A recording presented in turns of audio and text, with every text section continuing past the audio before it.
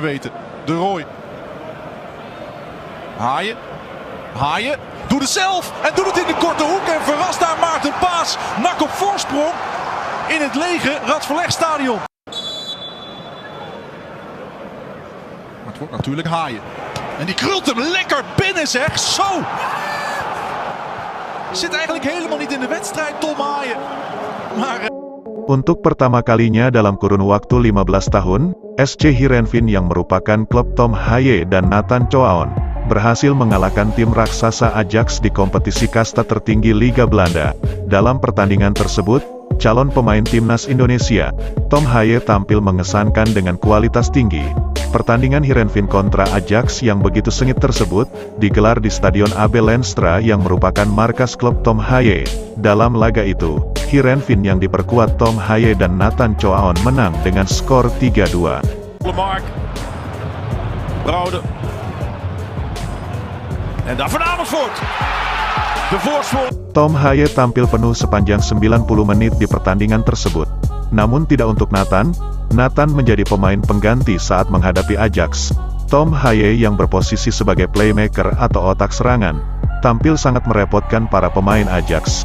Mereka dibuat kocar-kacir oleh serangan demi serangan yang bermula dari kecerdasan Tom Haaien dalam mengalirkan bola. Bahkan, gelandang jangkar berusia 29 tahun tersebut, hampir mencatatkan namanya di papan skor melalui tendangan bebas terukurnya. Andai tendangan terukurnya di babak pertama tidak mengenai mistar gawang, Tom Haaien yang merupakan spesialis tendangan bebas di SC Heerenveen mampu menjalankan tugasnya dengan baik.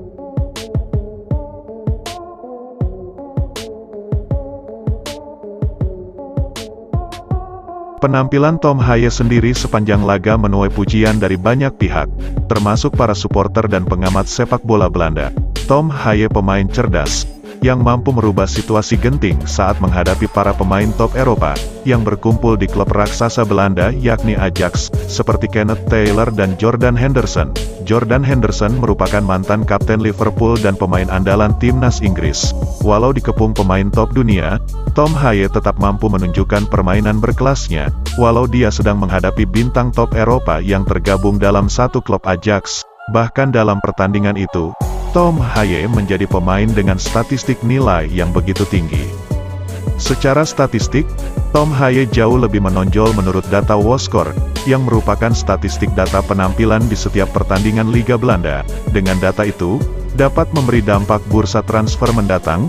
Di pertandingan tersebut, Tom Haaien mendapatkan nilai yang begitu tinggi dengan skor 8,4. Sedangkan gelandang berpengalaman timnas Inggris, yakni Jordan Henderson mendapatkan nilai 6,4. Data itu akan masuk dalam statistik head-to-head, dan data yang lebih luas. Saking banyaknya pujian dari berbagai pihak soal penampilan epik Tom Haaien, bahkan dari pantauan kolom komentar di akun resmi Heerenveen, baik di Twitter maupun Instagram, mulai muncul wacana dari fans supporter Belanda agar Tom Haaien dipanggil ke timnas Belanda untuk mengisi lini tengah timnas Belanda. Hal itu gencar disuarakan oleh banyak pihak, termasuk pengamat sepak bola Belanda. Ditambah masifnya dukungan itu yang diharapkan para supporter timnas Belanda. Di level internasional, Tom Haaien sudah banyak mencatatkan caps untuk timnas Belanda, dari level U15 sampai U21.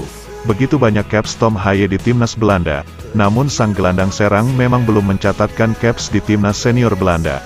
Dari berita itu, supporter Belanda banyak yang berharap agar Tom Haaien dipanggil timnas Belanda, sebelum direbut oleh Indonesia. Begitu banyaknya para pemain Belanda yang berpaling untuk membela timnas Indonesia. Hal itu dikhawatirkan oleh para supporter lokal Belanda.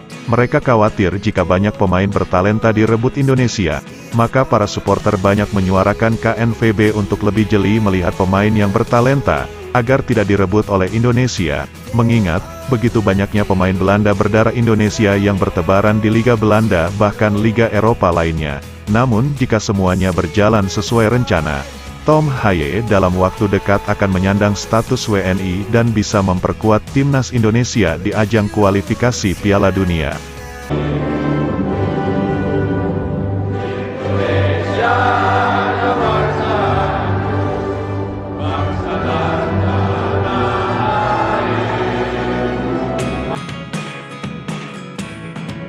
Sintayong sangat bahagia, keinginannya segera terwujud.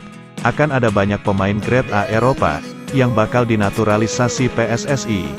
Skuad Timnas Indonesia mendatang, dijamin akan semakin garang, untuk memenuhi target menembus Piala Dunia. Berikut berita terbaru perkembangan Timnas Indonesia yang akan kami rangkum.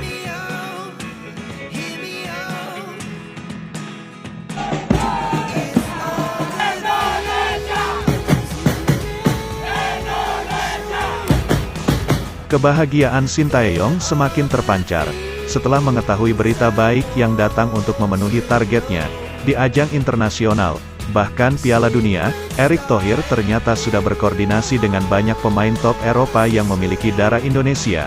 Ada banyak opsi pemain buat Sintayong yang ditawarkan oleh Erick Thohir. Ketua Umum PSSI tersebut mengatakan, dia bakal mengadakan video conference dengan sejumlah pemain keturunan yang diproyeksikan membela Timnas Indonesia dalam waktu dekat ini. Berikut ungkapan Ketua PSSI Erick Thohir. Kembali saya bilang sama tim, jangan berpuas diri. Ada beberapa pemain lagi yang akan saya video conference dalam minggu ini. Tapi namanya belakangan kalau sudah datang dan sudah bersalaman. Mudah-mudahan mereka masuk. Kalau sekarang jangan gosip dulu. Itulah kata Erick Thohir saat diwawancara TV One. Kehadiran para pemain keturunan yang berkualitas merupakan sesuatu yang diharapkan Sintayong sejak lama. Pelatih 53 tahun itu menilai kehadiran pemain keturunan dapat membantu meningkatkan kualitas passing dan permainan Timnas Indonesia. Pertanyaannya, lantas siapa saja pemain yang telah dihubungi Erick Thohir?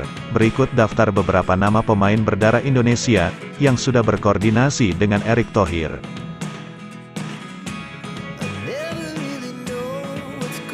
Yang pertama, Maitland Niles, posisinya sebagai winger, di klub ternama Liga Inggris, yakni Stoke City. Lalu berikutnya, Daniel Klein, posisi sebagai kiper, di klub SC Sandhausen.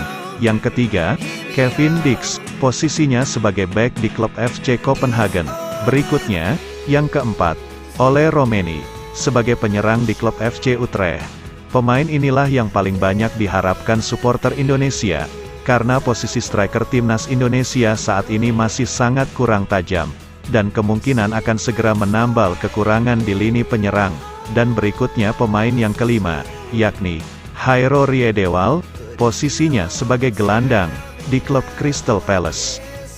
Jairo Riedewald sudah mengatakan keinginannya untuk membela Timnas Indonesia, dan kini PSSI sedang berkoordinasi dengan sejumlah pemain naturalisasi tambahan, yang mana nanti Ketua PSSI akan menentukan karakter pemain yang akan direkrut Timnas Indonesia, untuk segera bergabung dan menjalani beberapa turnamen internasional, termasuk kualifikasi Piala Dunia.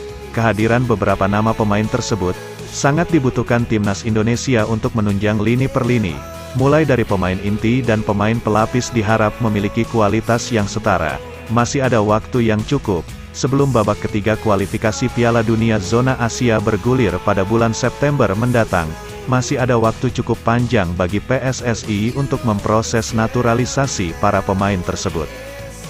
Selain tambahan 5 pemain berkualitas seperti Jairo dan lainnya, PSSI juga sedang dalam proses menaturalisasi 4 nama pemain, seperti Nathan Chowaon, Tom Haye, Ragnar Oratmangun, dan Martin Paes.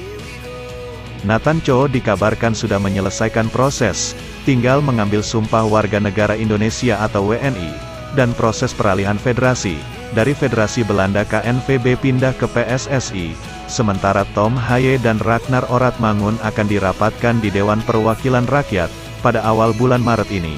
Setelah itu, kedua nama tersebut, Tom Haye dan Ragnar Oratmangun sudah siap bergabung skuad Timnas Indonesia, untuk menghadapi Vietnam di kualifikasi Piala Dunia pada tanggal 21 dan tanggal 26 Maret tahun ini. Sebelum meninggalkan tayangan ini, silakan Anda subscribe channel ini, agar Anda tidak ketinggalan semua berita serta jadwal pertandingan terbaru Timnas Indonesia.